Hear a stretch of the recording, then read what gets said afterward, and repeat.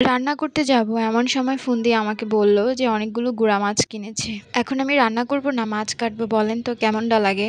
আর এখানে রান্না করব বলে আমি কালকে পুঁই শাকের ডগাগুলো কেটেও রেখেছিলাম। তো কি আর করার, আগে মাছ কাটবো তারপরে রান্না বান্না স্টার্ট করব। হ্যালো এভরিওয়ান, কেমন আছো তোমরা সবাই? আশা করছি ভালো আছো। আবারও আরেকটা নতুন ভিডিওতে তোমাদের ওয়েলকাম। ফ্রিজ থেকে নামিয়ে আগে ডগাগুলোকে ভালো মতো জলে ধুয়ে নিলাম, যেহেতু কালকে কেটেছি একটু শুকিয়ে শুকিয়ে আসছিল, তাই ভাবলাম আগে ধুয়ে রাখি তাহলে একটু সতেজ হবে। আর এখন আমি বটি নিয়ে বসে পড়বো মাছ কাটার জন্য। প্রথমে তরকারির জন্য কিছু মাছ কেটে নিব, যেহেতু মাত্রই এনেছে, মাছগুলো অনেকটা তাজা ছিল, তাই ভাবছিলাম যে এই মাছটা দিয়ে হচ্ছে আজকে তরকারি রান্না করব। আমার কিন্তু গুঁড়া মাছ কাটতে একদমই ভালো লাগে না, বাট খেতে অনেক ভালো লাগে, বিধায় কষ্ট হলেও অনেক সময় কেটে ফেলি, কিছু করার নেই। আর এখানে যেহেতু ছোট বড় সব রকমের ট্যাংরা মাছ ছিল, আর বড় মাছগুলোর মধ্যে এত পরিমাণ ডিম ছিল, আমি বড় বড় দেখে কয়েকটা মাছ নিয়েছি তরকারির জন্য।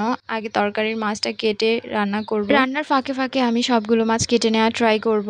আগে মাছগুলোকে ভেজে নেই, তারপরে হচ্ছে তরকারি বসিয়ে দিয়ে আমি কাটতে বসবো। আর এখানে অনেকগুলো কাঁঠালের বিচি রোদে দিয়েছি, কালকের গুলো আজকের গুলোর সাথে একসাথে দিয়ে দেবো, তাহলে ভালো করে শুকিয়ে যাবে। আর এখানে হচ্ছে মাছ ভাজতে ভাজতে দেখছি প্রাচ্য কোন ফাঁকে একটা মাছ নিয়ে এসে ও রান্না করছে। ঘরে মাছ আনলে ওকে একটা মাছ আলাদা করে একটা বাটিতে দেওয়াই লাগে, না হলে ও চিল্লা চিল্লি করে পুরো বাসা একাকার করে ফেলে। পুঁই শাকের ডাঁটাগুলোর দিকে তাকিয়ে দেখছিলাম কিছু একটা মিসিং মিসিং লাগছিল, পরে বুঝতে পারলাম আমি তো আলুই কাটিনি তরকারির জন্য, যার কারণে আলু কেটে নিয়ে নিলাম। আর এখন আমার মাছগুলো ভাজা হয়ে গিয়েছে, এখন জাস্ট তরকারিটা সম্বার দিয়ে একবারে বসিয়ে দেবো, তারপরে আমি মাছ কাটতে বসবো। মাছগুলো তাড়াতাড়ি কেটে উঠতে পারলেই আমি বাঁচি। আর এখন আমি তরকারিতে মেথি সম্বার দেবো, একবারে লবণ হলুদের গুঁড়া মরিচের গুঁড়া দিয়ে একটু নেড়ে ছেড়ে তারপরে ঢেকে বসিয়ে দেবো। সিদ্ধ হওয়ার সময়টুকু বসে বসে আমি মাছ কাটবো, যেহেতু মাছগুলো তাজা ছিল তাই চাচ্ছিলাম না এগুলোকে নরম করতে, যার কারণে সবকিছুই তাড়াহুড়ার মধ্যে করতে হচ্ছিল।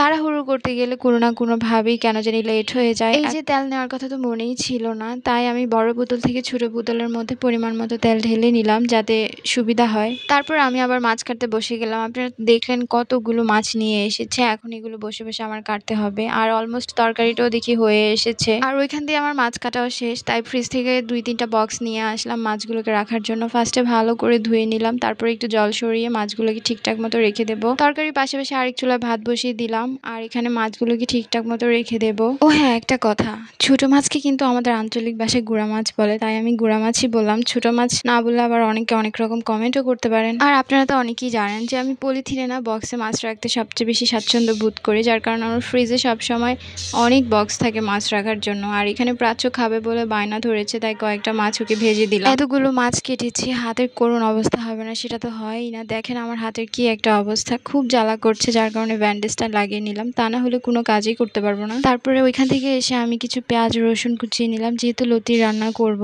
সাথে কাঁঠালের বিচিও দেবো, অনেক মজা হবে। আর এই লতিটা খেতে অনেক বেশি টেস্টি হয়। তো রান্না করতে করতে আজকের মতো আপনাদের কাছ থেকে বিদায় নিয়ে নিচ্ছি, টাটা।